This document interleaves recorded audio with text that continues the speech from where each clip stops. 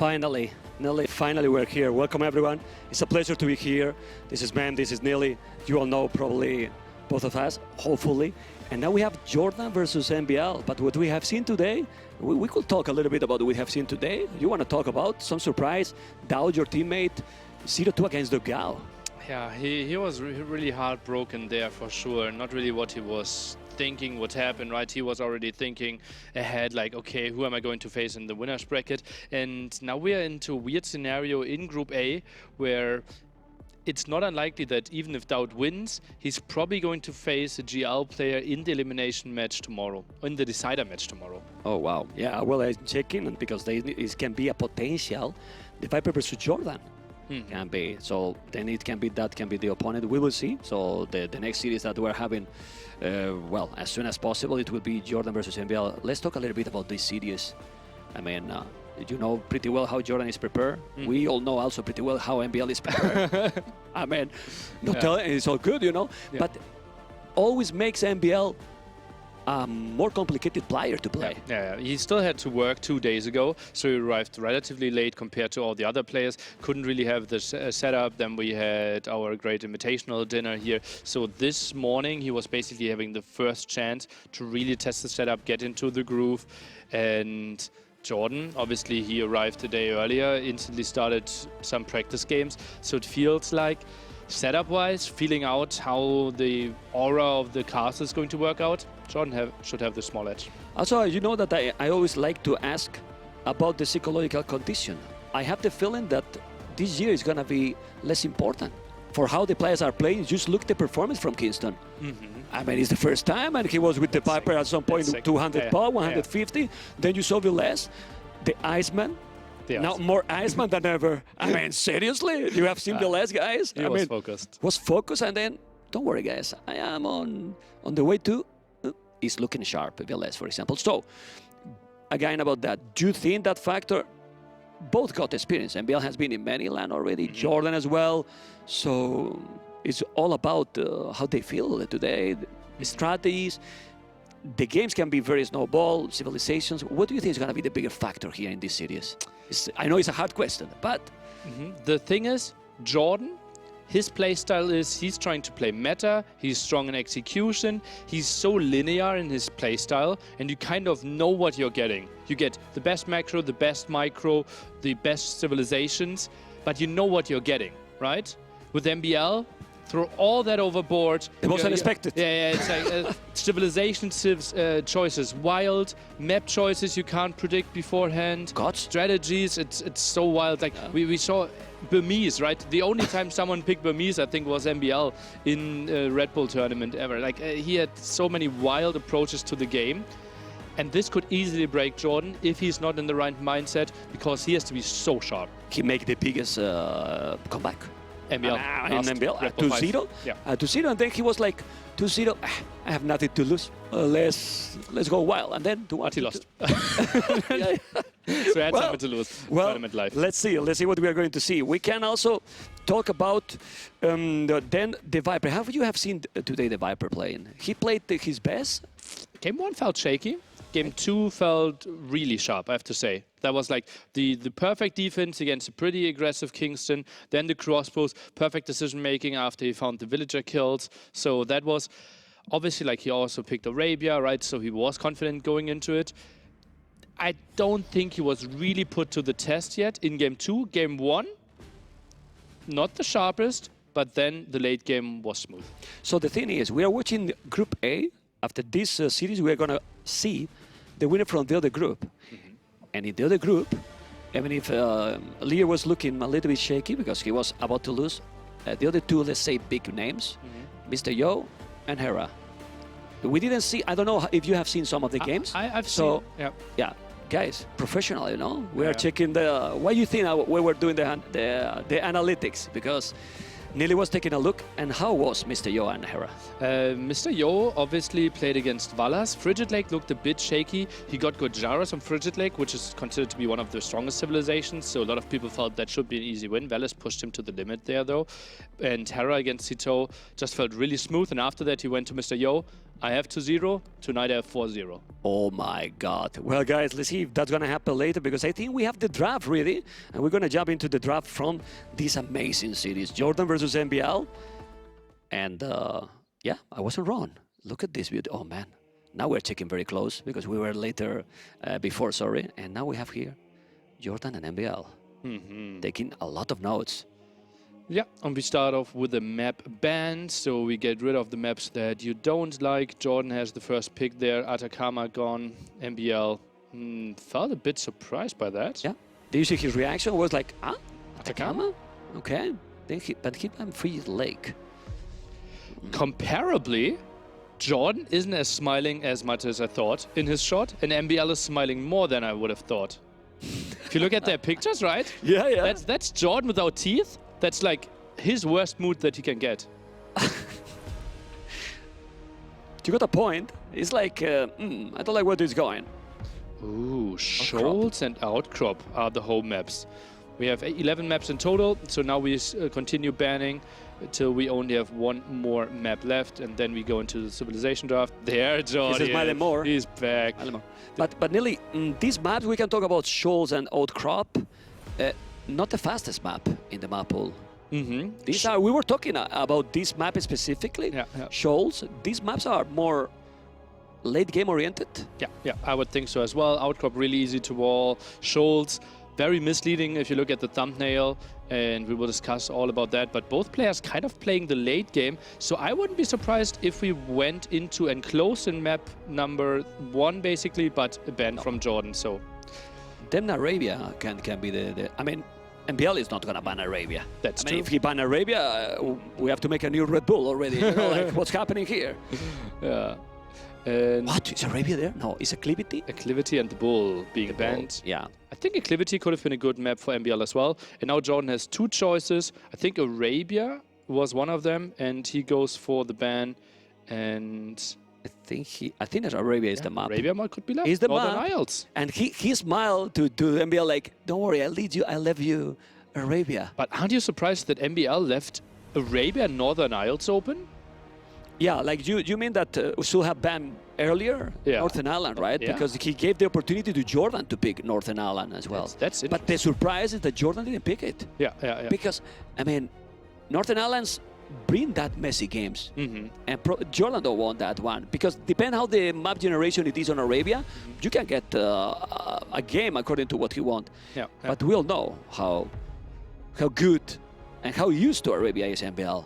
I mean, you don't want to play Arabia against MbL. You want yourself? I myself, no, never. No, right? Okay. Yeah, it's also like it gives MbL a nice jump into the tournament, right? Because as we mentioned earlier, Jordan should be having his head more in the tournament than MbL, right? 2 weeks of boot camp, now arrived a day earlier, and MbL basically, like, he only really got into the grind of the tournament like 4 days ago, even streamed a lot, still had to work. So I think if I was in Jordan's shoes, would have given MbL a weird map, something that MbL had to digest first.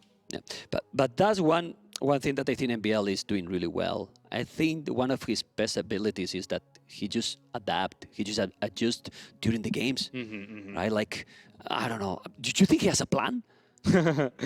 He like, and I say this like a compliment. You know, it's like a compliment. Like, seriously.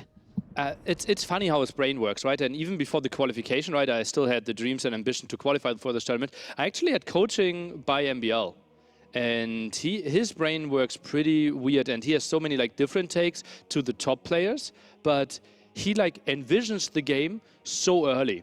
Like, he knows how mid castle age is going to look like while they're still loading into the game. Okay. Well, we see now Aztecs, Magyar's band, Cumans and Byzantines. Are you sure? Well, Cumans can be a dangerous civilization in Outcrop. No? Absolutely, yeah. Yeah. So not so much Arabia. Oh, it could be that's preparation. That's preparation. Yeah. Cumans, Byzantines for Shoals, right? Oh, and we get Gujaras, considered to be one of the stronger civilizations there for sure. And MbL looking over. Does he need glasses? Memp, you should know. Well, I need the glasses. I mean, so I don't know what you ask because I don't see anything already. Mayans. Well, going for the safe picks. Mayans, you know. Aztecs still open. Let's see. Could be a composition there for Outcrop and Arabia. Goes for Hindustan. Is there on the other side? Let's start make guess now that Wait, there I was confused as well. Oh. Yeah, Hindustan is for MbL. yeah. Okay, MbL was going to kill the Philly, you know, Yeah, already, and before the start of the game. Give me my gula. What's up? Gurjaras for Scholes? I mean, it's difficult because Let's see what now we see can Dravidians. get. So Yeah. Dravidians could be better for Scholes. Yeah. Starting with extra wood there, something I could see.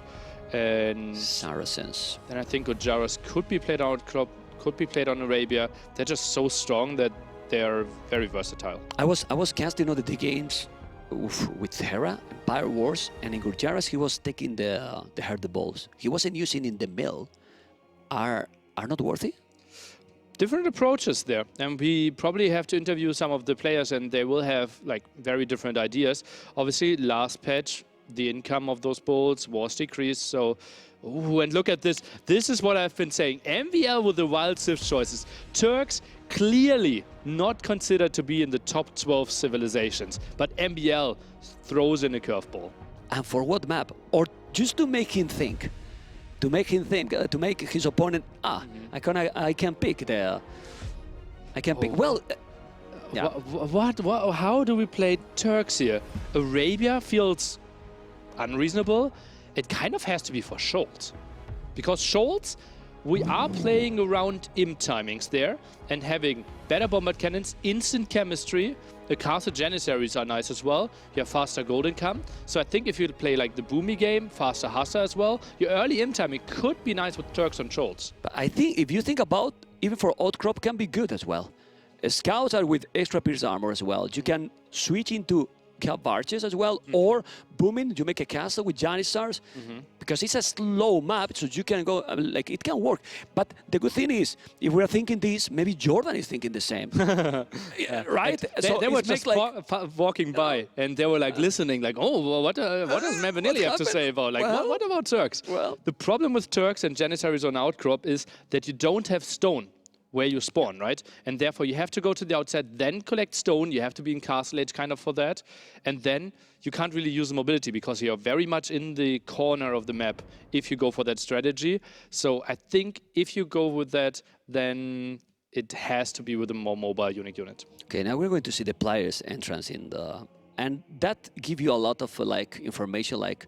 The confidence level. The confidence. Look at me. Like, I'm scared.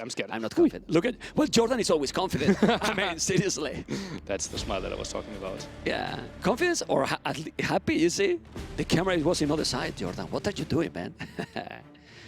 Okay, he's coming, Mr. Jordan. There he is. He's stopping by, you know. He knows. Professional completely. And again... Well, guys, you can see Mr. Jordan, GL Jordan, and who got more fans in the chat? Jordan or MbL? Because both got close. A lot of fans. Well, you can type 1 for Jordan, you can type 2 for MbL. For example, in the chat, you spam a lot, and that's it. Because now we're going to see MbL, that is number 2 right now. Yeah, look at the spamming, man.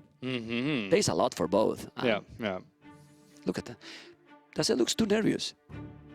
Oh, that's... What is he looking? He's looking the weather. It's cloudy, man. What is he looking for? It's cloudy. It's not looking the weather. I mean, it's cloudy. Even raining. I don't know. It's raining now? I don't know. I only looked at the screen after I woke up. Okay. And now he's walking there. Still the book. Wrote down all the draft. Now that nobody listened, this is the first time that they use the book, the notebook to notes. They never use it, man. Actually, in the real life, I mean. In the real life, no. No, they have Notepad open, but obviously we're changing the PCs here. They're bringing the SSDs over to the next PC, so they have their full setup, don't need to set everything up every single time. But especially for the draft, putting down your thoughts earlier, and it is different with the drafting situation there in real life compared to what we normally do on the PC. Okay. So now we are going to be in game number 1, Arabia. We have all the civilizations, and we have to go to the predictions. I don't know if we can have the draft already again there for everyone, for ourselves as well. What do you think it's going to be? Oh, prediction for the set is so tricky, man. I kind of rule out a 2-0 or 2. This has to go to a deciding game 3, I feel, because they're so close. I have to give the tiniest of edges to Jordan here, and I will give him a 2-1, but it's so close. It feels like 55-45 in favor of our German. Give the thumbs up there. But MbL, I just counted him out so many times and always felt like a mistake. Okay, this is a good t-shirt, right? Yeah, it is. Well, MbL is checking now the notes. Arabia. Imagine that we talk about Turks and now he pick on Arabia. Oh God, I mean, that will be like, will be crazy. Jordi, the knot. Hello. Nice intro videos, those. Yeah. The crazy location. They are more serious. Ooh, that was a focus. That look, huh? Yeah. That nice. look. That's so nice. And feeling with the sword. Well, we can see here some of these, well, statistics, let's call it, right? The skills they have. Do you agree with all of them? Well, I made them, so... Okay, next question. No, we actually took the heads of lots of players together. I let some of them proofread those, so it will be tricky, right? Especially like micro for MbL. Some people felt like, nearly what you're saying with micro is not right. But if you think about Mangonel micro, Bombard Cannon micro, Monk micro, if we all include that, MbL is probably the best in those in the world. So he has to be 9 out of 10 if you include all aspects of micro, for example. Yeah. Other day he was playing Spanish versus Hindustanis. He was a Spanish. Hindustanis is better? Well... It's better, right? You know where I'm coming, right? From where I'm coming. He won with Villiers and Bombard Towers. Against whom? I don't want to say. I mean, okay. It's better to not say. Come on. I mean, okay. With Villiers and Bombard Towers. He's a crazy dude. I mean, seriously. And there was Imperial Camels. You know, there was... And he won with Villiers and Bombard Towers. I wouldn't mind to see strategies like this. I wouldn't mind either. I wouldn't mind. I think Jordan will be on a level where that strategy should not work, though. Yeah. And MbL, oh, look at that. That was a look into the camera. Oh, look at Jordan. Oh, meditation time. Okay, no one type in chat, please. It's time to meditate. But how he knows the camera was at that moment there? I mean, he was with the eyes closed. And, okay. That moment. Okay. Mayans then for Arabia, for MbL, the safest pick? Feels like it. Hindustanis feels more like an outcrop choice. We had... Or is he going for them on Turks, probably on Scholz? It just feels so weird, but yeah. Hindustanis with the mobility in outcrop looks really cool as well, like very strong civilization there. It seems he's going to be booming, cheaper villages. Then the late game is very strong. Like if you go for a really late game with, I don't know, cavalry and those crazy hand cannoneers that are beasts with the extra 2 range, I don't know, can be a lot, but we have information and they are already in the game. We're going to see the games. How excited you are, Nelly? Because I want to see the games already. I wanted to see it so much. You have no idea, man. Remember also, the winner of the set is going to play against the Viper later tonight. So, like, so much on the line, and the winner of that is obviously already through into the quarterfinals. Yeah. Oh, man. Oh, man. Well, let's see, guys, because they are about to start, as you can see, and... Can we see that? I'm trying to see this. Mem, that's not how it works. Mem just moved his head to the right so that he can look on MbL's stream. Mem, that's not how cameras work and screen. He listen or what happened here? No. I was trying, man. I was trying to see the civilization. Come on. Okay. I love that. Now we know the Sith. Dravidians. For Arabia? For Arabia, yeah. Plus 200 wood there is the opening. Apparently good enough for Jordan to pick them. But if the game go longer, I don't like that choice, honestly. It's tricky. It's like MbL know more or less what is coming. Yeah. And if that fail, the later game for Dravidians, no mobility at all, because they don't have mobility. Remember, cavalry from Dravidians is arguably the worst in the game. Yeah, absolutely. It's going to be a tricky thing. It has to be one-dimensional push, likely to be Arbalest, likely to be something with Halberdiers. Maybe they can mix in some Rumi Swordmen, but it's a unit that is certainly underexplored, and Jordan, he can't fully rely on the skirmishers plus 25% attack speed. Yeah, I want to see, because if we have Dravidians, we might see in a moment what pick MbL. And I think it's coming. I feel it's coming. Berbers. Berbers versus Dravidians. Ooh. Okay, Dravidians obviously benefiting from the upgrades in the barracks. So it's very easy to get to Halberdiers there. So MbL might be struggling if he goes like full out in cavalry. Shouldn't be a castle push by MbL.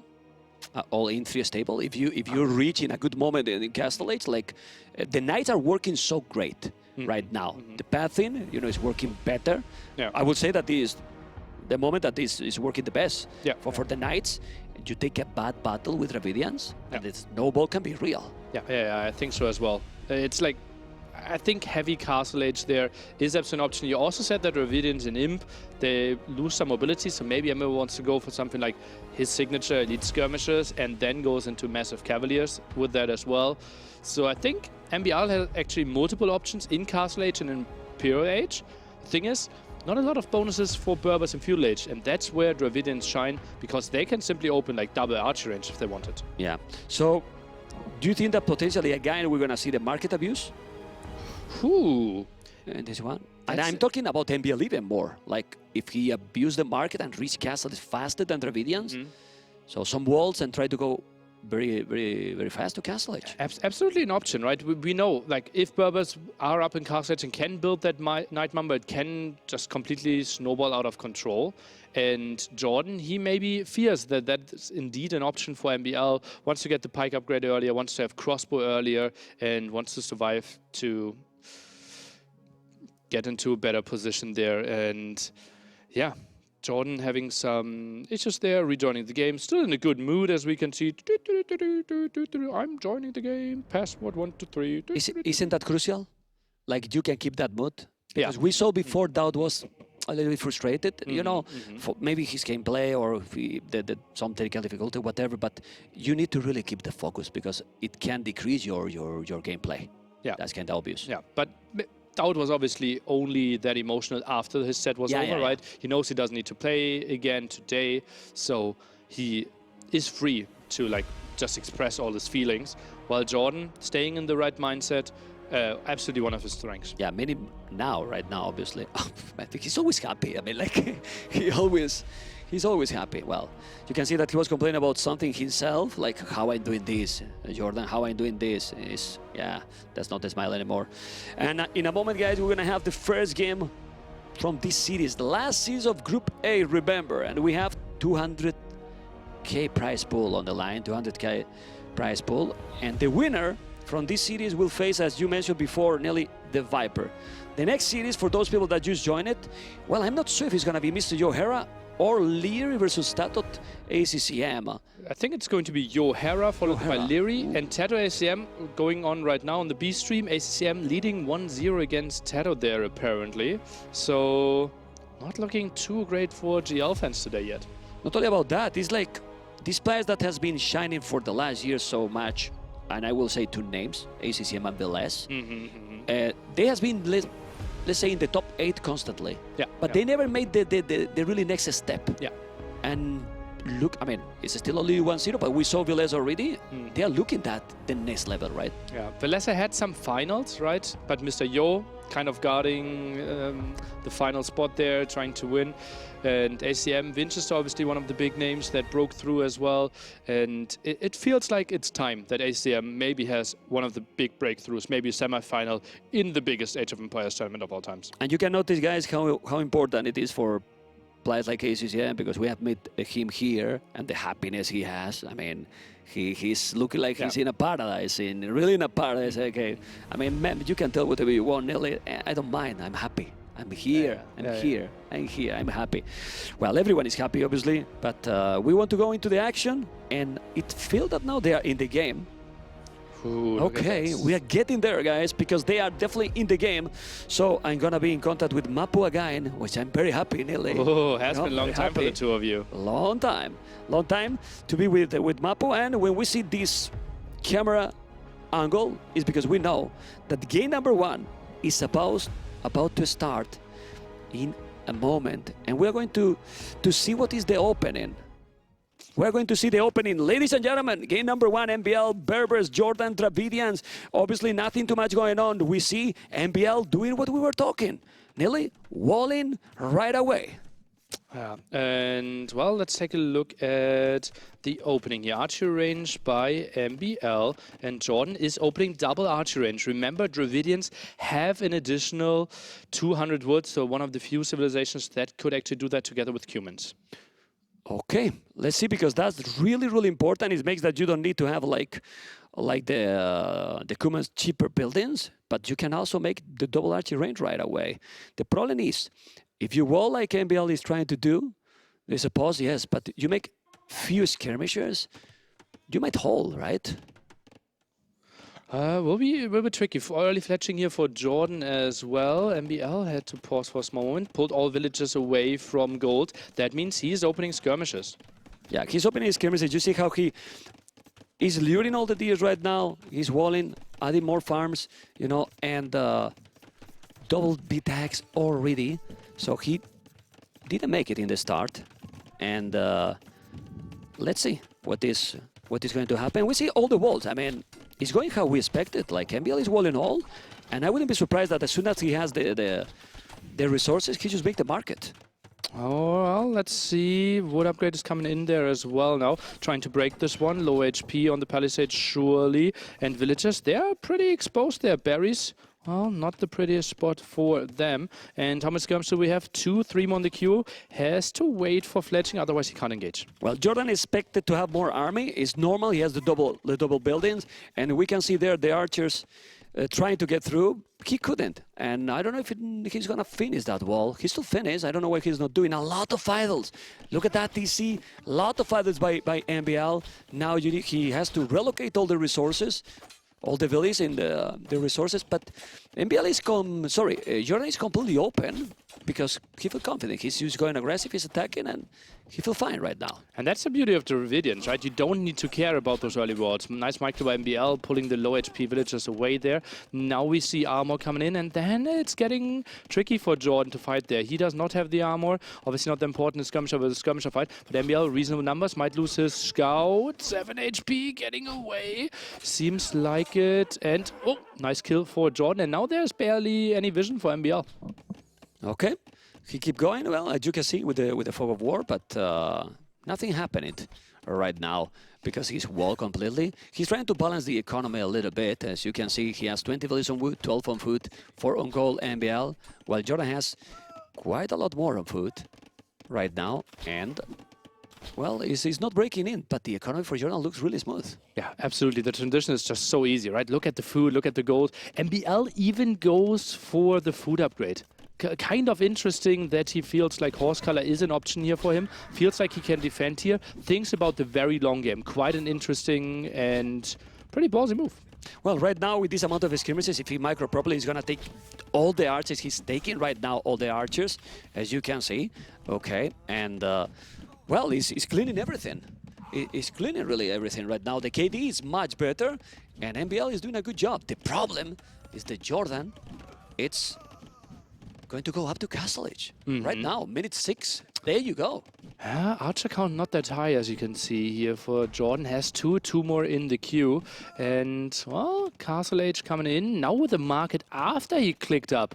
That is interesting, man. Typically, we see a market being built so that we can juggle with some resources, try to get to Castle Age a bit earlier. But we're on the way to Castle Age market. Does that imply that he is actually trying to find a ballistics timing?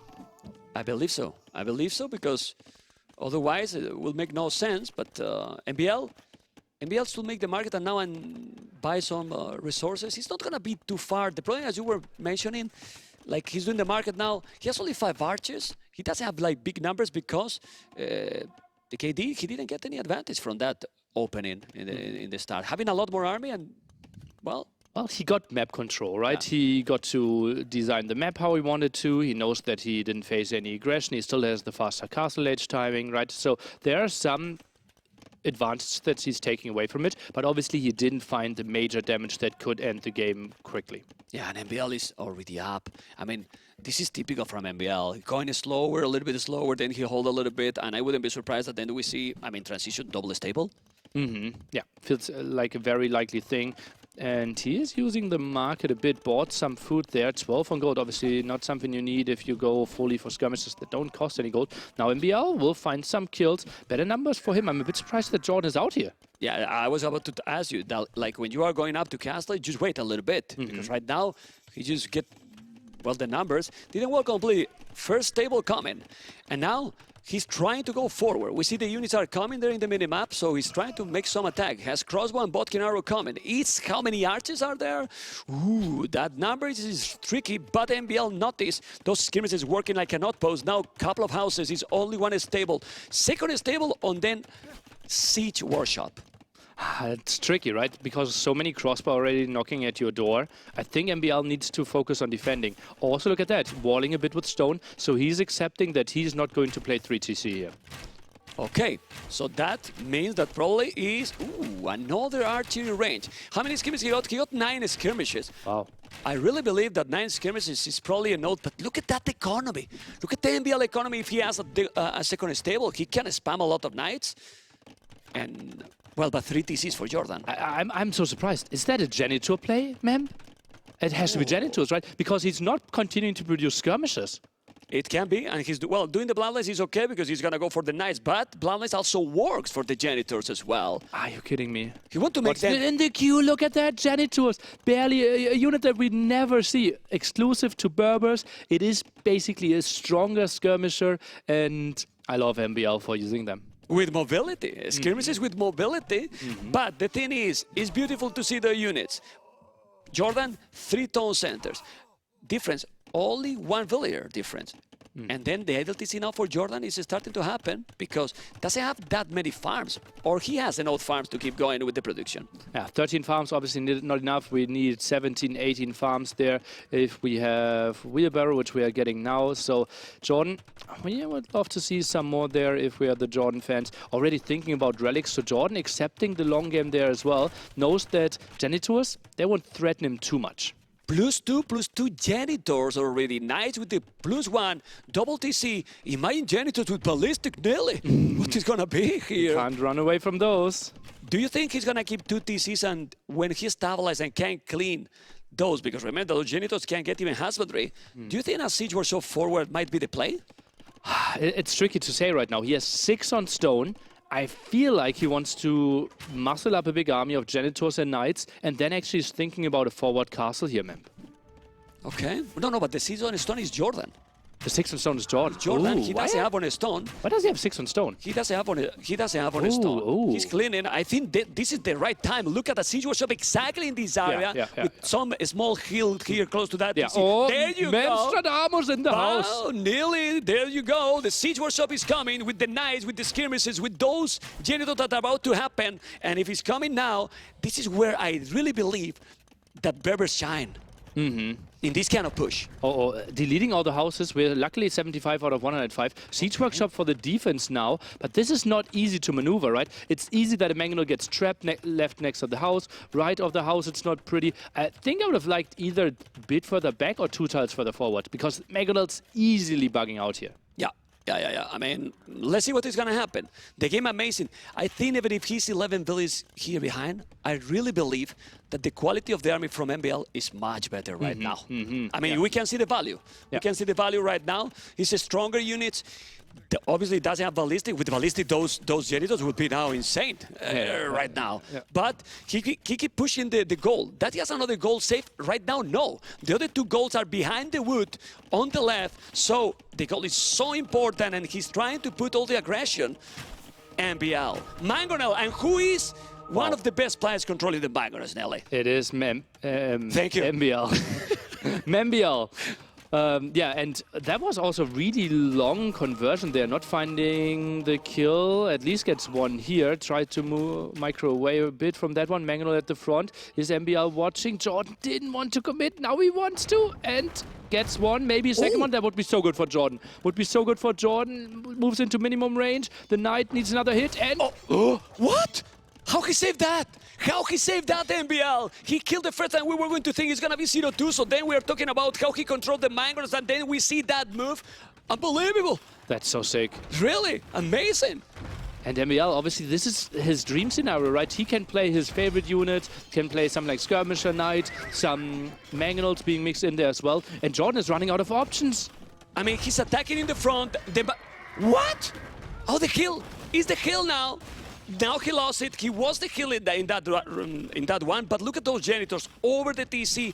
Yeah, he's ahead 15 villies. How many idols he got, Jordan, right now? Oh, so many idols? Yeah. Efficiency at the bottom right corner, nearly 57% Jordan. MbL close to 80%. Oh man, and finds more villager kills. He obviously Skirmisher's not great against villagers, and Janitors neither. And Jordan, he needs to add something different than crossbows here. Not really the option. Look at his stone. Soon he can build 2 castles. Yeah, he can make the castle, but where you make the castle right now? The goal is exposed. The castle, you cannot really make it there to what? Oh my god, Jordan got... That was a great one for Jordan. It was a good trade because he was about to lose. That castle is crucial, Nile. Can that castle go up, man? Military count 24-6. The knights, obviously, line of sight of knights are pretty bad. The villagers bugging out, not really building the palisade there. A ram now coming in. That's really good for Jordan. If MbL had a Mangonel here, we could see a lot of villager losses. Here it feels like Jordan can hold. Yeah, but this is also very important here. Look at the villies on goal for Jordan, 0. Those Janitors are almost about to die. Can we see fog of war from MbL? Because Mapu, we need to know if he know where the other goals are from Jordan. And MbL have no clue also about the other information. Doesn't know at all that the goal is there just for one tile. You know, but Jordan can see it. Jordan couldn't see his third. Can see it? Jordan couldn't see his third gold there. Let me check. Oh, that's like he kind of should know, right? There's no other spawn, but MbL just pressuring so much and thinking about him. Yeah, and that's the question here. Since he doesn't have a lot of stone right now, go up to Imperial faster or keep the pressure, like +2 knights, go all in or go Imperial, because 79 villies for the really long game is not the greatest economy. Yeah, well, he will work on that for sure. Only 2 TCs, right, for MbL, so not increasing that much. Obviously found some villager kills to equalize that out. And typically, once there's a defensive castle, going for massive castle armies isn't paying off that much anymore. So I'm thinking MbL probably imping, sends a lot of villagers on stone himself and tries to trap those 2 down. Personally, I don't know what you think about that castle. I don't think that Jordan achieved too much with that castle. I will put more on the left because that castle at the end, look at this. All these areas so weak, and now MbL can see that goal. Ladies and gentlemen, MbL with 2 TCs, 83 villages, 32 military, 117 population. He's about to go up to Imperial. You can go chemistry and bombard cannons as well with Berbers, even if you don't have a castle, but he will because he has 13. And this is only 8 villages, 7 villages different. A lot of army for MbL. Some of them, well, pretty ballsy running under the castle here. Some of them will lose their lives. MbL taking or running away there. Oh no, we see Squires trying to get some more range on there. And look at that, forward villagers are coming. MbL wants to place a forward castle. Oh, amazing, amazing transition by MbL. MbL is doing already a 30C while he's going up to Imperial. He will keep going with the economy. The army just coming. Now he's going to split those units. No, he didn't. But being up to Imperial, Jordan, it's not gonna go up anytime soon, nearly. This is looking really, really good for MbL. Yeah, absolutely. And Jordan, like, now we have to even consider, like, what are his next options? If MbL goes in, typically you want to raid, try to avoid the trap war, but MbL's castle will be likely that aggressive that you have to address it somehow, and in Castle Age, that's pretty much impossible. Yeah, let's see where he's gonna make. That hill that we see here on the left, even go forward to take the goal directly. Oh, he's doing a little conservative castle, we'll say, right? I think this is more of a castle. Okay, I'm going to kill one of your castles there at the front, and then I'm controlling all your woods, right? Because he's raiding behind here, raided this spot here as well, and now basically this front wood line here next to the castle is the only real control Jordan has over wood. Also, we see all, guys. We see all. MbL doesn't know if his opponent is on the way to Imperial, for example. The score difference is not so big, so he preferred to be a little bit safer. Well, it's not that safe because if he was up to Imperial, he's on the range at 40 TC. This is looking just so great. What do you think Jordan is gonna think? Because I don't think he's gonna obviously going to give up. The score is very close, but he's so far from going up. I don't think he is expecting MbL to get him. Right? Like, I really will look at his camera and want to see how he's reacting to this, because we're 20 seconds away from probably a big surprise for Jordan. Yeah, I mean, those Janitors are now with ballistic already. And in 5 seconds, we're going to discover what Nelly was mentioning right now. 1-0, let's see the MbL.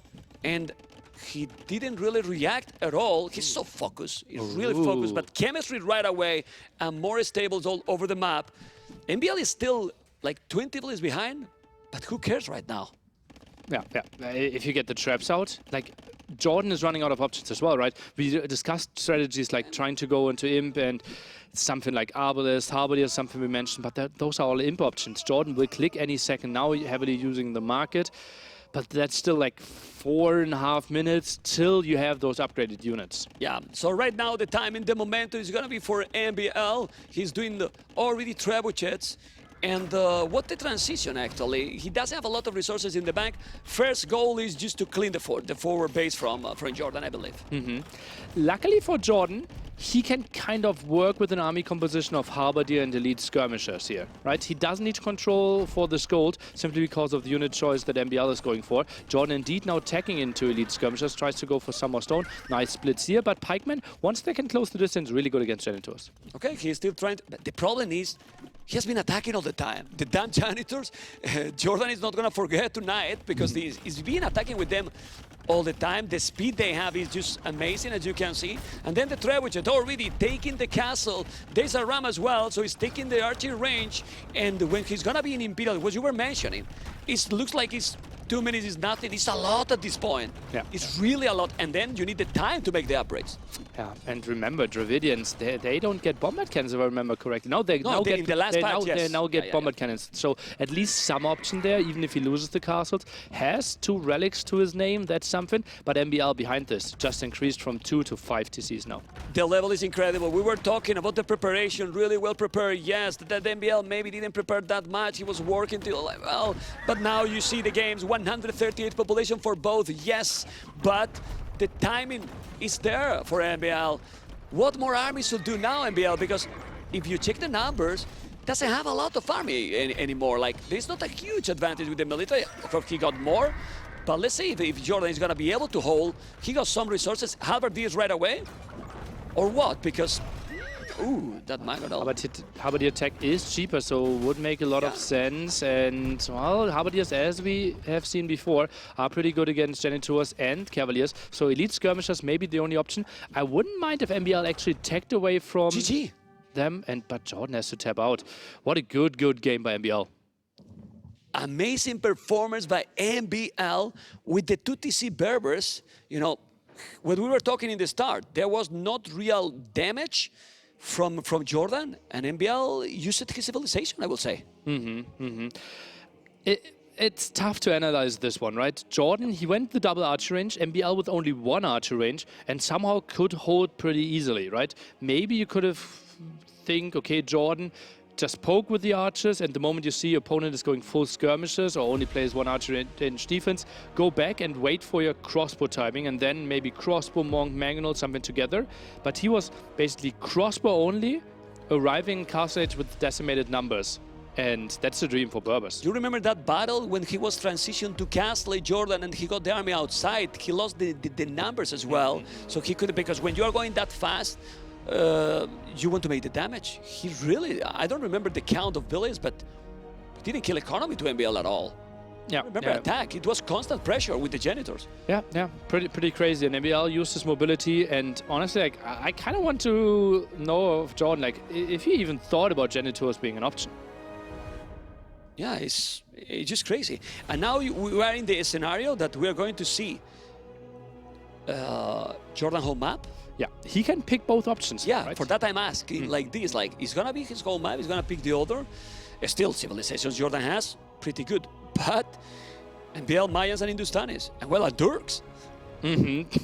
I honestly think like Outcrop could be Hindustanis, Turks could be something for Scholz, and MbL might not play Mayans, which initially was his first pick. Well, with MbL, it can happen. It can happen. Then why you pick Mayans? What is he thinking right now? You know him better than me. What is he thinking right now, Jordan? Even if he looks happy. It's crazy, like how he sometimes gets entertained by losses. If only the opponent played well, right? Remember him struggling in the qualification and like how he said like, I'm now a Ganji fan. Ganji played so well, crazy games, and he's like just like MbL with Genitors. He's so smart, he's so clever, and he's enjoying the game so much. So then, Neely, I'm sorry, but I'm gonna blame you a little bit. You have to increase the strategy to MbL. You put 7 points only, I think. I mean, strategy up a little bit for MbL. 8 this time. 8 can be. He had he had some wild strategy. He did. It's not now seriously as well. Exactly. It's not the first time that he surprised and work. Yeah, no? That's so true. That's so true. Yeah. Although this one with Berbers was relatively straightforward, right? But still, like the Turks are still the big question here, and we have to figure out how he's going to approach. But we were talking about Berbers, and we were talking, let's say, double stable, even triple. If you, and we were not talking about speaking about the genitals, so it was very nice, and worked really well. Also true with all the upgrades, because if not, they are much weaker. He did +2/+2. Yeah, and Bloodlines, Husbandry most likely, Ballistics. So like Genitors is a unit that really benefits from upgrade because you can go in so many directions to upgrade them. Yeah. Well, now we're gonna have the second map. We don't know yet the second map, which is make this waiting time even more intense for us. Probably they know already, or they're thinking about that. They're thinking about that, right? About their civilization? The map. Did they map. pick the map Oh, already? I think Jordan Probably picked the map already. earlier, yeah. And now the big question, right? We have to raise this, like, if Jordan has a strategy prepared on his home map, on Scholz, for example, he still needs to win both games. So what we have seen today multiple times is that actually the player trailing took the home map of the opponent. And that's indeed what we are going to see here again. Jordan will pick MbL's home map outcrop simply because either 1-1 and I can play my home strategy, or 2-0 and I might have kept my strategy hidden, or my approach on Scholz. Okay, I honestly think that both maps are okay for MbL. Yeah. Both remaining maps are okay for MbL, because MbL is a player that if you go for the late game as well, I mean... Good Jaras. It's scary, man. This civilization. Thrower. The animation is scary as well, you know. But the civilization is even more scary. Just imagine like a cameraman jumping away because he got scared of that. Oh man. Okay. And now we want to discover.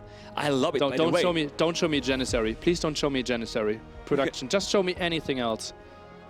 Oh, MbL. Oh, he has a smile. Oh no, he picked Turks. That's a Turk smile. Oh, he's still thinking. I don't think it's a bad one, honestly. Come on, MbL. Come. Oh, for the fans. Come on, Patrick. Fans. Patrick, show me the Sith. Patrick, guys, is people in the production, okay? So used to know, you know Mapo, you know Patrick now, so they are knowing everyone, you know? Oh no, don't. Oh, sorry. Ooh, the Mayans. Ooh. He's going for the safe one. Mayans versus Gurjaras. Ooh. I don't dislike. That's something that I think Gurjaras is better. Yeah. Mayans? But, really? Ooh. But Mayans is always dangerous. It is always dangerous, I don't know.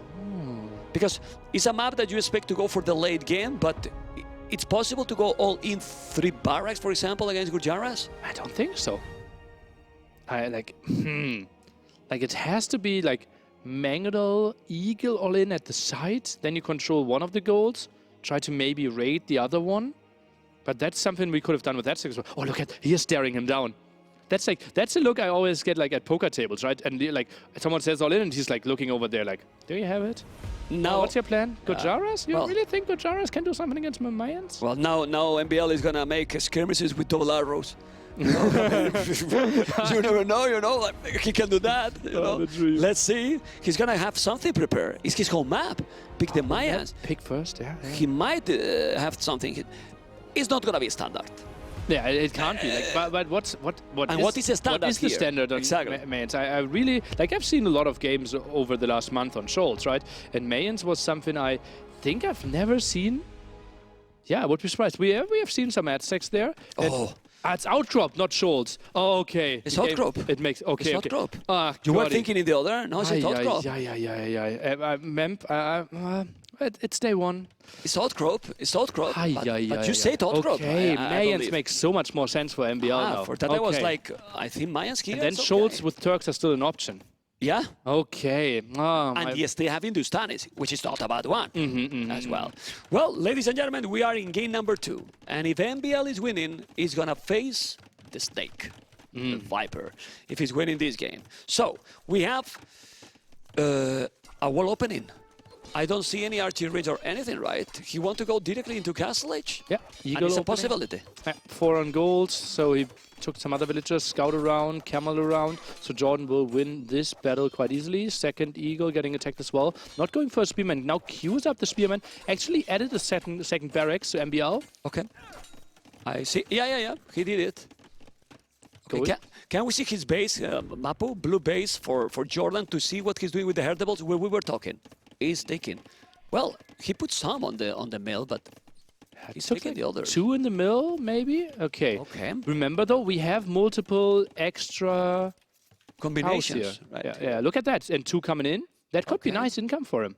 Yeah, because the opening, if you don't take the herdables, it might be slow and you might not generate the food enough to go army. And if he's going army, he needs to put that way. I like that. The Gujarat is a very smart choice as well here. Yeah. Like 3 civilizations basically benefit from the extra sheep on this map. It would be Britons, it would be Tatars and Gujarats. So those are 3 civilizations that we see a bit more often here than, for example, on Arabia. And it just feels like we are going towards Castle Age with the 2-0 KD. Maybe a bit more fight for the cows, but I don't see too much damage being dealt. This map is a map that is more complicated to make some aggression, and this is looking now dangerous for MbL. Why? Resources for Jordan are just amazing, and he did a stable few scouts. He's walling all the map. I think he's going to be well complete on the left. Yeah, he just need to make that market, and MbL is just coming with not too much army either. Resources are okay, but Jordan is on the way to Castle Age, minute 4. Not bad. Thing is, though, what are we going for if we are Gujaras here?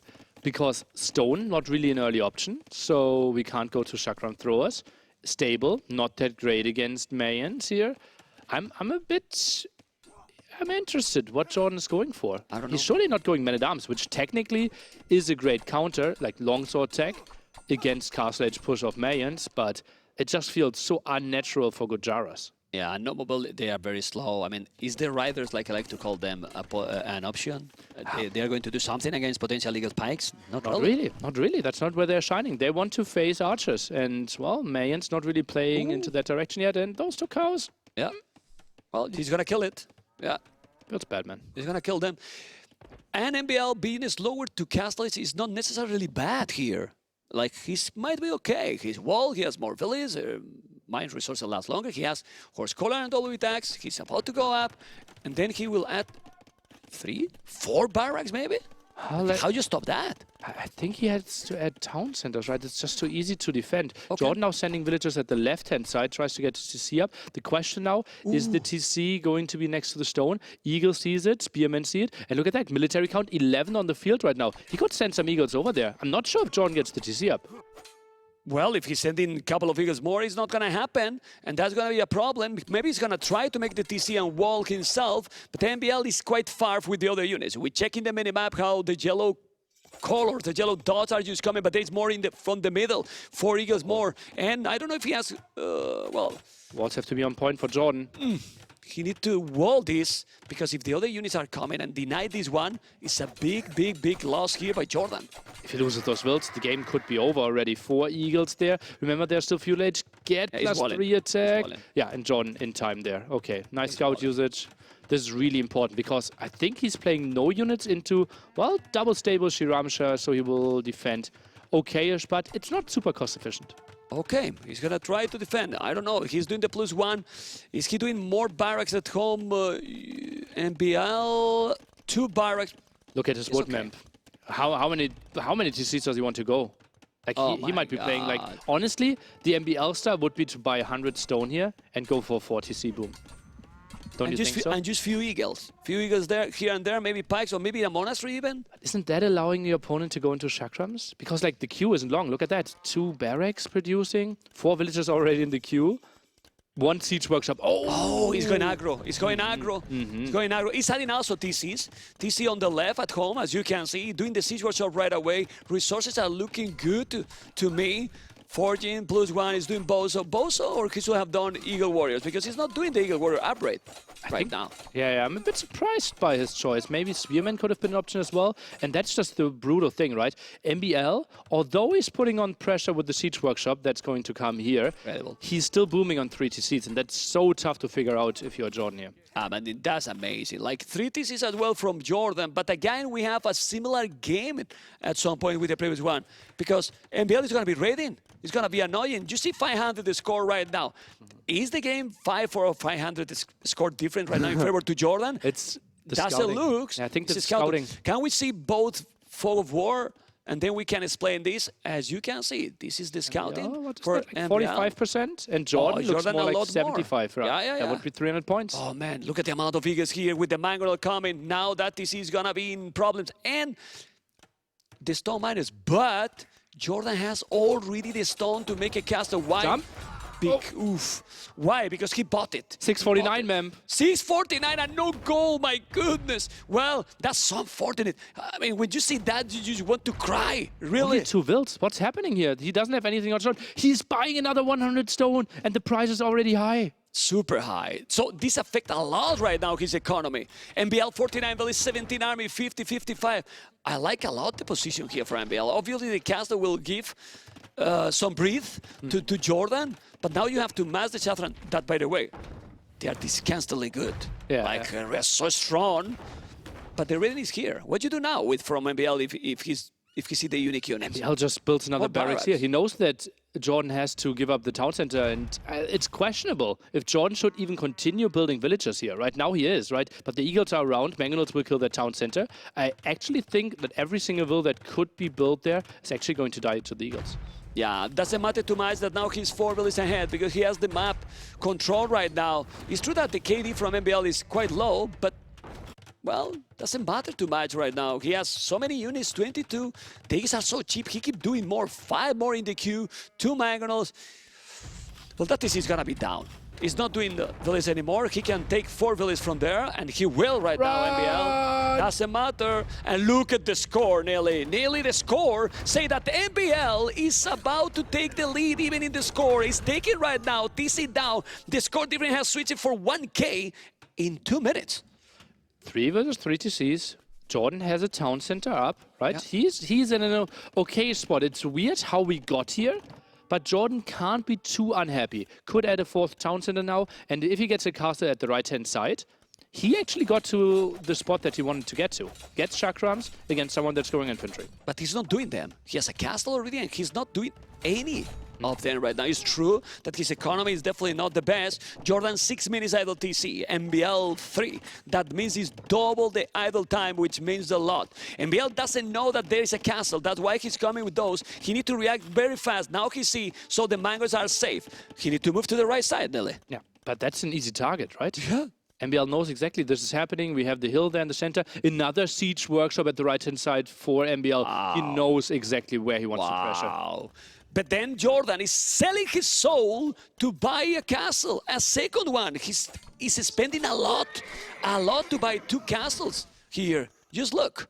That's such an atypical play from Jordan, right? Not going for any units. Castle needs to control some gold. Oh, I think 2 tiles further forward could have been nice. He's not controlling any gold. No, he has 1 further down. MbL right? Fog of War, Okay. Mapu, please, MbL Fog of War. He needs to see if the castle is there. Well, now he can see the Eagles are coming, the Mangoes are there. He's gonna send everything or not. 3 Mangoes. The castle is gonna be up in time or not. Percentage of that castle, 50% nearly. Is gonna make that castle, or it's gonna be a doubt castle I here? think he is going to make it. I think it will be like 80%. Then the Mangonels are starting to shoot. the Eagles and he can jump in and out of the town center. I think it should be fine for Jordan, but maybe with big losses. Oh man, it's gonna be a very expensive castle. He's losing now quite a lot of villages. There's Eagles in the north, Eagles in the south. The Mangoes are here. Even if he's doing the castle, look at the population now from MbL. Ooh, over 30 population lead here. Now aggressing this side. And that is the exposed mill as well, ma'am.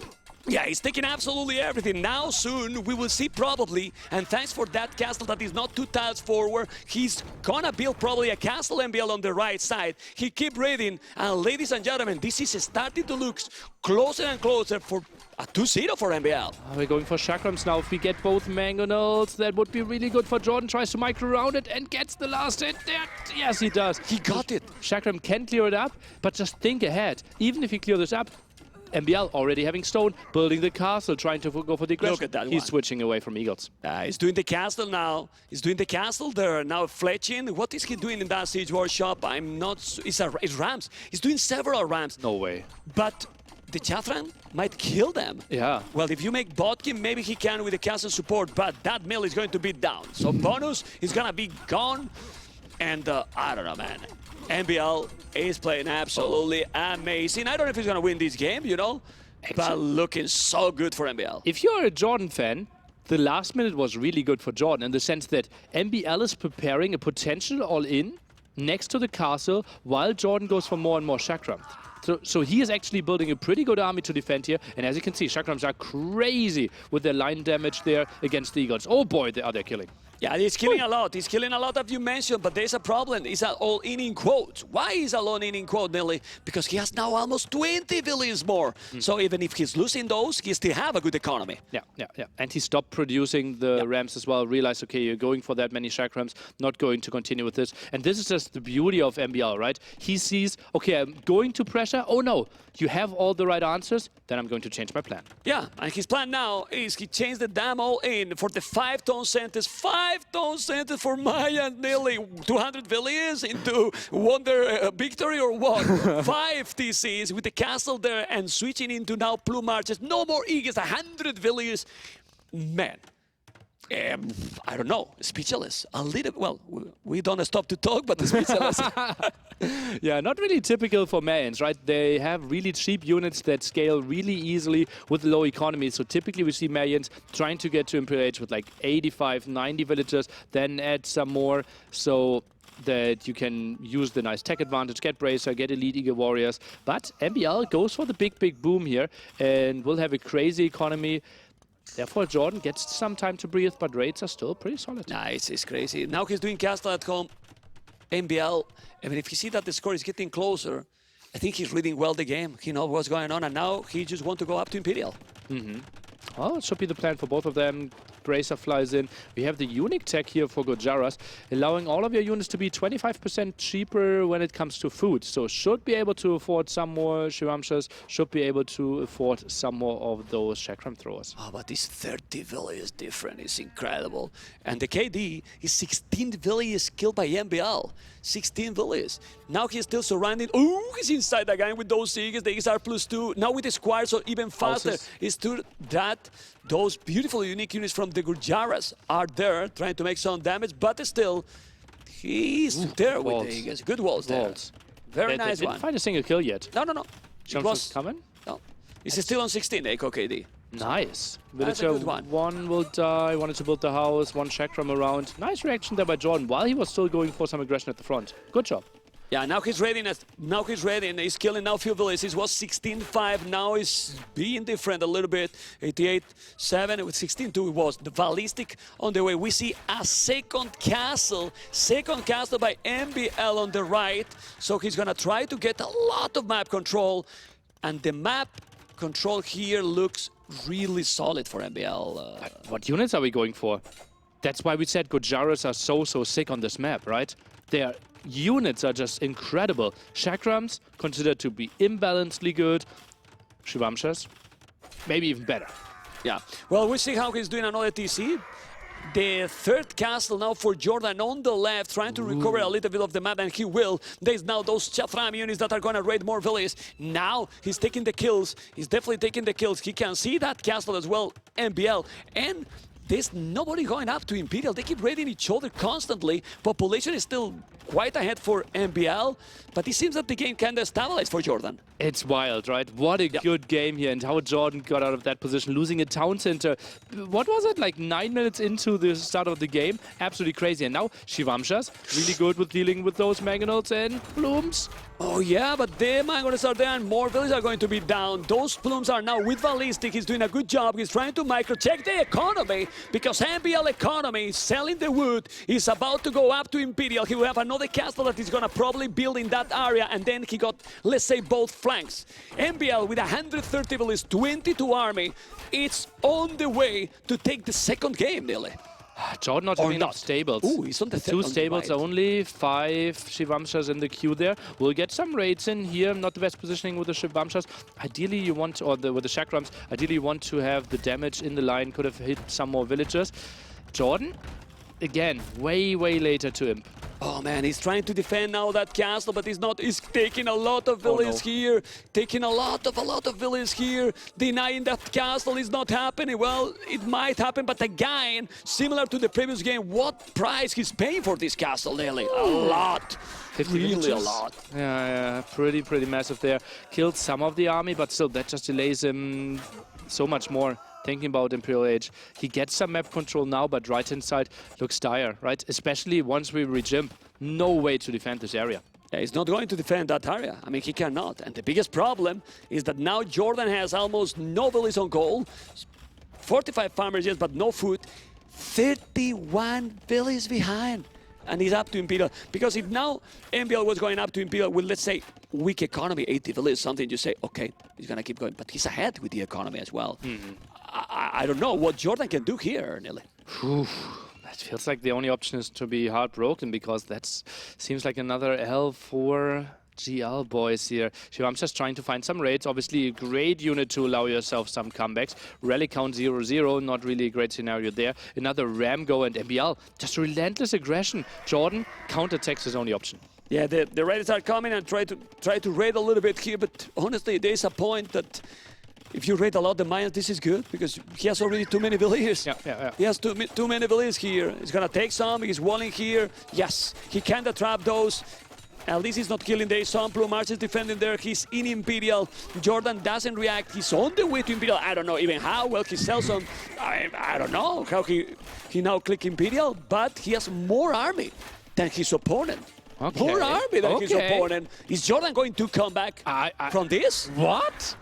Score is so close, man. There was a lot of villagers going down. It was 135 villagers before. He produced quite a bit after this. So this could have been a raid with like 20 villagers, and they're not done yet. Jordan has killed more villages than MbL right now. I mean, a minute ago I was telling you 31 villages ahead, only 9 right now. He kinda stabilized. Population is still ahead for MbL, but he's starting to lose the momentum. Well, I don't know. So many castles on the right, and he's hitting there already with the trebuchet. What is the following here from Jordan? Well, he is just fine giving up this area, right? Get gold as much as you can, try to save all the villages. This is the main area. You want to tag into elite Shivamsha riders now. If you get to that spot, then it's getting really tricky for Mayans, because then they need to come up with like Halberdiers, which are bad against the Chakrams. So Jordan is trying to stall here. The problem is MbL has already the +3. He's about to get chemistry. Cab Rams as well. He's still raiding. So annoying, those riders. I mean, you cannot catch up. They're so fast. They're really fast. He's trying to kill, and he will, but he's taking a lot. 10 is now more kill from Jordan that was so behind. Here, he's still holding, but MbL now 23 Plume Archers and a lot of Cab Rams on the left. That is the area that Jordan need to keep alive. Man, only 2 stables. Look at that, 10 Shivamshas. Only now the 3rd stable finished. Oh god, Jordan a bit late there. Could have had better production. Now add some more stables, as you can see here. Desperately needed earlier, because, well, he needs to upgrade those, needs to have proper numbers. The next Ram go, I'm not sure how important that is, though, if Jordan loses that castle. Well, for me, I'm really impressed that Jordan is still in the game. Like, seriously, because MbL has been playing really well. The Rams are coming. He's going to try to push that castle. This is the +4 for the Pikes. Obviously, if he's doing Halberdiers and Plume Marches and mass a lot, it's going to be very difficult, even if those units are great, super fast. The unique units are amazing, but that castle is going to be down. It's true that Jordan is doing another one in the south, so, but he's losing more and more map control, Nelly. It's not the most important one. He has enough gold control. He just needs to have a crazy farm number, ideally around the 60s. Elite Ramsha is coming in. We just need some more armor upgrades. Okay, now we get the second one. Desperately needed there as well. And Jordan, that's fine for him. If he continues to buy himself time, if he gets to pop 200, he has a real shot in this game. You need a brutal multitasking here, guys. Yep. A brutal multitasking because you really need to save so many attacks. MbL is right now on the left, it's on the right, it's all over the map. That Siege Workshop is down, the Havartis are going to be there, but on the right, exactly in this spot, Mr. Mapu on point. The Trebuchet is still there trying to take that castle. The Riders are trying to kill everything, but they cannot anymore because MbL still have a lot of army over the field. A lot of army, nearly 40 Plume Archers, 10 Halberdiers already. Attacking buildings quite a lot here. MbL with his forward base. Pretty happy there how many Ramshas are always fighting in there, but now once they get to the Plumes, MbL losing quite some army. Jordan close to pop 160, and as I said, if we are getting both to pop 200, I believe... Oh, villagers are being pulled here. What's happening, man? He's gonna try to kill the Trebuchet. What's going on? Misclick for sure, but Mr. Jordan with 160 population, he's whistling. He's whistling. He's saying no with his head. He's saying no with his head because MbL 200 population.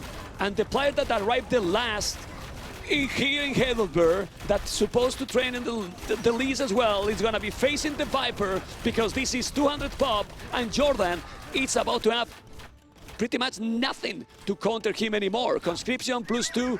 What's going on? I still believe, man, right? We have 33 Shivamshas. You are a believer. More in the queue here. Now he dives, maybe can hold the castle, jumps for the 2 traps here. He is holding this, and now the question is he getting out of there and trying to take the fight? No, he's just trying to buy more time. Very Jordan nice. is doing nice strategic moves. He allows himself a chance for a comeback. Don't get me wrong, MbL is still in the lead. Yeah. But now that castle is gonna survive for sure. Still 200 pop. It's MbL with too many villages. It's time to delete because check his economy. Yeah. I mean, 1,000 wood, 1,000 food, 1,000 gold, 40, 50 villages on gold. So many. He probably need more, but how annoying those Gujarat units are. Oh boy. It's incredible. Oh, that's still open there, I believe, next to the wood line. Barracks is not touching. Oh, no, it is touching the wood line. So good job there on MbL. Only now the last armor upgrade. Elite Eagle being tagged. MbL realizing, well, Plume's maybe not the go-to unit against Ramshas. Well, Elite Eagle, if he's doing Eldorado, I believe he doesn't have that Dark here. MbL just need a castle in this area. He has this 100 stone. He can make it +4 now for Jordan. But look at those Eagles upgrades. 100 HP, Eagles. Oh boy. Ouch. Yeah, but Really ouch. we saw it earlier. Chakram's really good against Eagles. We have 9. We are producing more if we get to Elite Chakram. Pretty crazy damage output there again. So Jordan, pop 130. It's not looking pretty, but MbL struggling quite a bit as well. But as you said, lots of resources went into all the crazy upgrades. Yeah, and again here with the 2 Trebuchet, he still have a lot of army. Constantly attacking. The good thing MbL is doing, even if he's getting raided, he's doing the same. He's non-stop. Now he lost a lot. Look, 102 villages. So both kill each other, the same economy. Still It's 0 incredible. relics. It's incredible. Didn't take any relics. Okay. Both Yeah. players a bit out of position here with the traps. Honestly, like 2-3 Shivamshas could run in there. Villagers are in the town center. No way for Jordan to defend this one. Now goes in with the army. I don't think Jordan...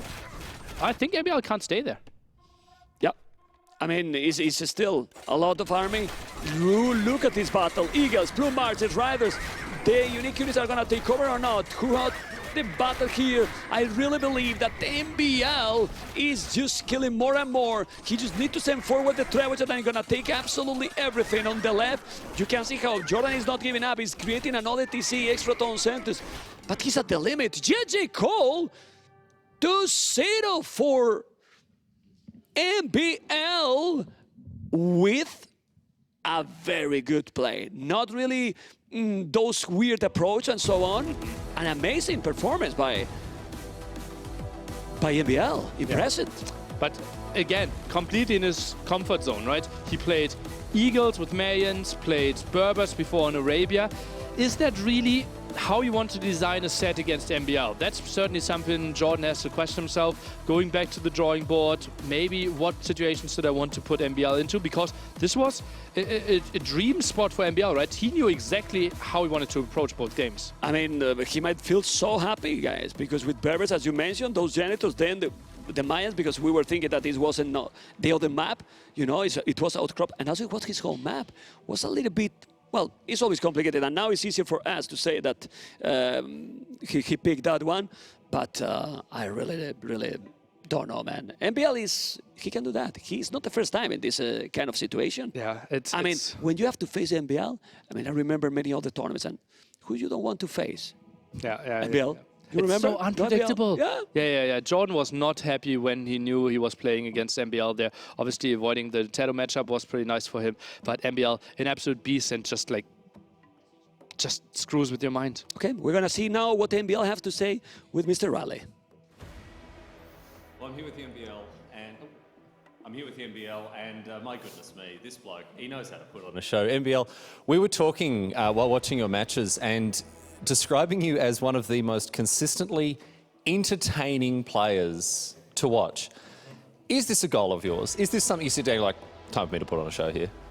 No, not really. I'm just trying different stuff. And yeah, my practice games didn't go well because I'm just not fast enough, it seems. But as soon as I got the walls up, I felt comfortable, and it's just the way it went.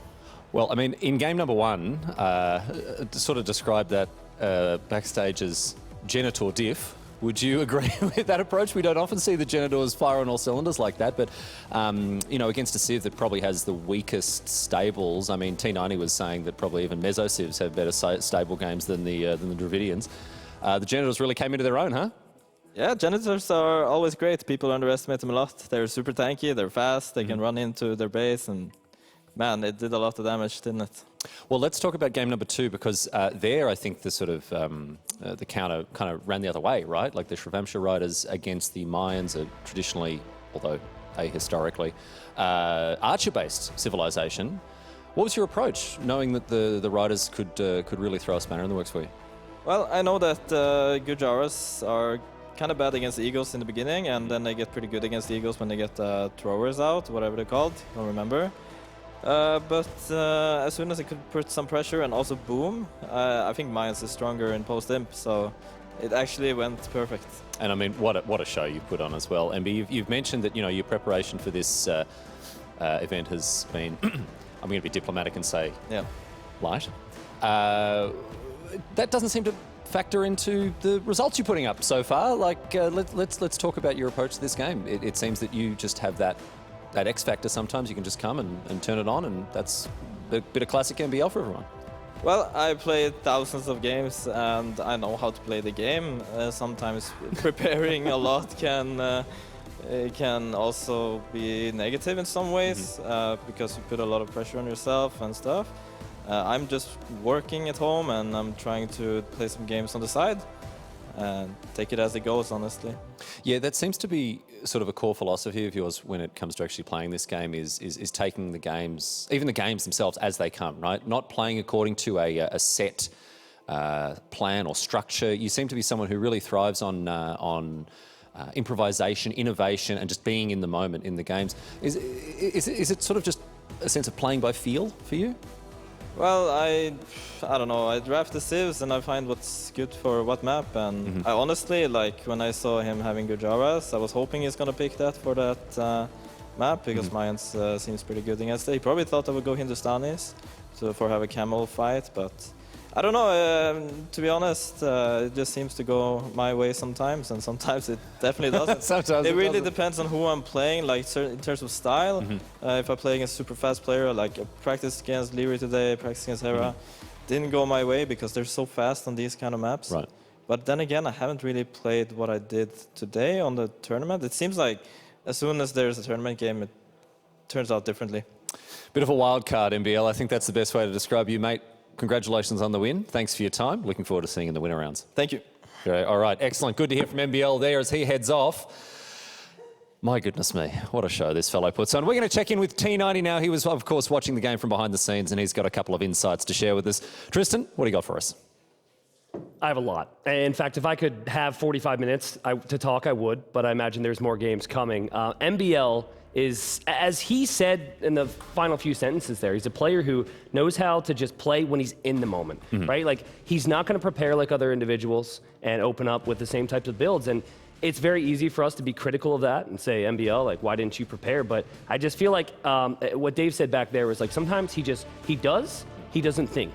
And like some of those things, like in the previous game, I'm sure we're going to break down a lot of moments here. It was just so random, but so executed at the same time. It's wonderful. Well, I think a really important thing to note about MbL is this is not an accident, right? Like, he's a bloke who's obviously quite self-aware, and just sitting and chatting with him there, it's clear that there's even if he doesn't like structure, there's still a method to it. Sure, yeah, method to his madness. He harnesses that unpredictability. He's aware of the fact that he will go out on a limb, try this, try that. And as he said, sometimes it works, sometimes it doesn't. And in this situation against Jordan, in these matches here, or in these games, I should say, holy moly, did it work. Yeah, and it is also very difficult to prepare for. Jordan spent 2 weeks, and I guarantee you he did not face up against Janitors. Yep. Right? And then, you know, I could go on with that. So. Well, just the breadth of the game, right? There's 10,000 different civilizations you play. What is it, 42, 43? 42 civilizations. So you can't prepare against every single thing. And you hear MbL sitting there going, well, I hope he picks this civ because I've got a level 3 counter strat against that no one's anticipated. So I think he harnesses the lightning really well. And definitely. You, me, Dave, we're all big fans of watching. It'll be very exciting to see MbL versus the Viper, which will be that winner's match. Oh, great. That's going to be on this stream Because Viper, of course, was back there watching, rooting for Jordan, and eventually, it said, okay, I'm up against MbL again, so Norwegian Classic. Excuse me, no, that'll be on the B stream, so they'll have to check in with the B stream if they want to watch that. Anyway, you picked some highlights for us here, Tristan, so why don't you talk us through some of the moments that really stood out for you? Yeah, obviously there were so many moments, so I'm going to see what pops up on the screen because it's all gone now. So hopefully they'll help me out with that. But, the interesting thing in this game for me was honestly like the macro difference. Obviously, we know MbL ended up winning this game. But if you look at the resources of the players, you have Jordan on the way to Castle Age. MbL, 400 food, 400 gold, still hadn't even clicked up at this point. And so the key, truthfully, as much as we're going to talk about positives for MbL, is Jordan's got to make the most of this moment here. He's on a town center already. He's able to time crossbow with Bod Canero, and MbL only has like 7 or 8 skirmishers. So like Janitors take time, Janitors take upgrades, and I think Jordan was just too hesitant. He sees a couple house walls here. He's gonna, at some point soon, just not know where to go. And I think he actually loops to the wrong side. If you look to where his crossbows eventually go, we might end up skipping past it. They actually looped to the left and then died. You can actually see the blue blob here. I think the right side was where the gold was. But sadly at this point, it was a situation where the Janitors simply countered the Dravidians perfectly. Like, I just don't know what you make as the Dravidians against that unit. There's just not much you can do because obviously their stable units are so bad they can't make knights. And exactly. I mean, Janitors just get eaten up by basically anything out of the stable. But I mean, was it you, was it Dave? You were saying like, Mayans have better cavalry. Yeah, like both of us. I mean, and then of course, classic MbL style, he's able to go forward. But what I liked was how confident MbL was in the armor of his units. A lot of players play pretty. A lot of players play with great micro. Yeah. But he said, no, I'm actually just going to dive in underneath your TCs. There's a point which may or may not show up here where he just ran 4 knights past the castle. He's like, you don't have anything. I'm going to run in. And it was just continuous from there. But like Jordan's strategy for picking this civilization depended on feudal age damage, which he wasn't able to do enough of, and early castle age. He did not pick Dravidians for their diverse tech tree. Right. He picked Dravidians for winning the game fast. And we talk about the fact that there are certain civilizations that have, a power spike, like a place where they're really, really at their best. Sure. And being able to pick your moment, being able to make the most of those positions is critical, and it really kind of seems like. Yeah, and speaking of, I mean, if you didn't see this whole game, you have to go back and rewatch it because the positioning from MbL with his buildings, his outposts, and his vision was incredible. Obviously here, Jordan's building a castle. He doesn't have army there. Jordan was a bit surprised, I'm sure, by the eagle play, and so desperately tried to go into castles. But the key was, even though the castles went up, MbL spotted it every single time. There was never a surprise. He always knew what he needed to do. Now, here's where it gets exciting. This is where it's like MbL's doing but not thinking all the time. Double castle, random ram. No one does this. Jordan can't prepare for this. 2 rams, double castle in the same spot where there's not really a ton of resources on a map where there's resources everywhere. And then guess what? As he's doing that, he's probably got a couple random things moving on elsewhere as well. Like if you look at his queue, he's got 4 spearmen And 4 more on the way, no pikeman. He didn't click pikeman for another 10 minutes, but he's constantly produced. It just, the way he plays the game is just, it's different, and it's different when you're up against it. But this is something that, you know, this transcends Age of Empires. This is video games, you know, sports ball, Sure. all sorts of stuff. When you're playing against an unknown factor, you know, when there is an established and kind of rigid orthodoxy to the way that games are played, if you can operate from outside those bounds, sometimes you're just unstoppable because people don't know how to play against you. Yeah, and the interesting thing is at this point, the KD, Jordan's dominating, right? Right. But MbL thinks I can toss away units. It doesn't matter if I lose units because I get a position or because I'm forcing your attention here. And it is something that all players do, but not to the same extent that I feel we saw from MbL here. And you just, the second it becomes this type of game, you're just like, okay, you know, MbL's in his element, which is why, you know, he had mentioned in his practice games. Like, look at this. It's a weak siege workshop on fire next to a castle, and he's been making rams the entire time. Eventually, he pops out with like 6 rams out of a siege workshop that had like 25%. Yeah, just takes down the castle. A great trade for him. It's hilarious. The way that he plays the game, I think, just offers him advantages that not a lot of players have. And, you know, I'm not going to be critical of Jordan when I say this because I think it's one of his strengths. He is a player who sticks to the rule book, as it were. You know, he's a player who is... Most do, yeah. Exactly. He's a player who, I'm not going to say he's predictable, that's the wrong way to say it, but he's a player who doesn't push the boundaries in the same way that MbL does. Yep. And in that situation, I think that's a disadvantage when you've got a bloke who can keep 9 plates spinning in the air and you never know where the next one's going to be. What makes it tricky is MbL's so good defensively. You can see he was... Eventually, MbL knew he just needed to whittle down the castles, and you whittle down the castles, and then you're up against stable units, and you can go for infantry. But yeah, MbL's so known for early defense with walls and whatever he has to pull out that he just needs to get to the mid game, and that's where. So he's like one of the best defensive players, and then if it gets to Castle Age, he can create the chaos, as you could say. So yeah, it's so fun to watch. He himself, I think, he's spoken to me about the fact he doesn't really like being characterized as this being chaos, and you know, maybe that look, it's a debate as to whether you want to use that word to describe him or not, but certainly I think there's a level of unorthodoxy to his play, and I think that is just one of his greatest strengths, in addition to the fact that he is just so entertaining. Yeah, and you're spot on with the majority of it. He loves the chaos. Quote from MbL after I played a team game tournament was from him. I was feeling good about myself. I'm like, oh man, I just got a good win. MbL goes, T90, who created the chaos? And I was like, you, MbL, right? You created the chaos. So when I was told he didn't like to, you know, I think chaos is good. Chaos, I think chaos is good. I think he was trying to mess with my head and create a little chaos up here as well. Maybe. T90, thanks for your insight, mate. It's been a pleasure working with you so far today. And of course, we've got the whole weekend to continue to get your insight and that sort of stuff going on here. So thanks very much, and we'll be chatting with you, of course, later on in the day, as we get on with having a look at what's coming your way now for the rest of today. We have finished up with our Group A matches for the time being, and we're going to be jumping over to Group B. Let's have a look at the final standings here at the end of day number 1 in Group A. You can see the Viper, Dugal, Valese and MbL in the winner's circle. Jordan, Kapoch, Dowd, Kingston, they're going to have to come back tomorrow to try to improve their position at 0-1. As I've said before, the magic number 2. 2 wins and you're through to the quarterfinals. You make the top 8 and you'll be playing off for a position, of course, in our championship weekend next weekend. But as it is right now, we only have 4 players in Group A and Group B who are looking to defend undefended records. 4 players each, I should say. Mr. Yo, Hera, Leary and Tato. And if you're fans of those players, I've got good news for you because they are coming up on this stream. We haven't seen them on the A stream. They've been over on the B stream recently. But today, as we close out today's play, we can have a look at exactly what the schedule looks like. Those are some of the games that we've seen already. But it's the games that are coming your way shortly that are the most exciting ones. We've had them TBC all day. They are, in fact, now C confirmed. We've got Mr. Yo facing off against Hera and Leary facing off against Tato, who just beat ACCM 2-1. So, from Group B, we've got the blokes who are rising to the top here, these players who picked up wins in the early games, in the opening rounds. They're going to be facing off against each other. And we are raising the stakes with these matches because these matches are win and ins for our top 8. The winners of these matches will go through to the quarterfinals. So, Hera, Mr. Yo, Leary, Tato, 2 of those blokes on camera are going to lock up their spot in the quarterfinals. And we can't wait to bring you the action. We're going to get back over to the casting desk right now. We're going to throw it over to Mem and Nilly. They're standing by. We're going to get stuck in with our first set of winners matches.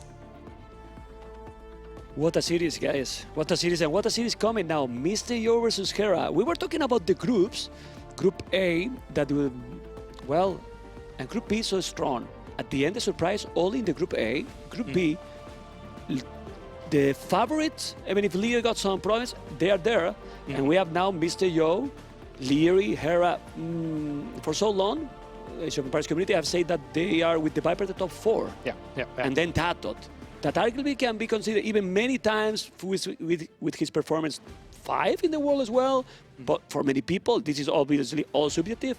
What a 2 series we're going to see right now. Absolutely crazy. All the big 3 going through, right? Mr. Yo, Red Bull 1 champion, Hera, pretty easily you can say the best player in the world that hasn't won a Red Bull event yet. Correct. So like both of them have to be hungry. Mr. Yo sadly missed out last year, and Hera, as he said earlier, pretty happy with his performance against Cito, and told Mr. Yo that he's going to clap him as well. Who is the favorite for you? I know that I do the question that you don't. I mean, I have been checking the practices and so on. Mr. Yo, I feel that he's a little bit like MbL.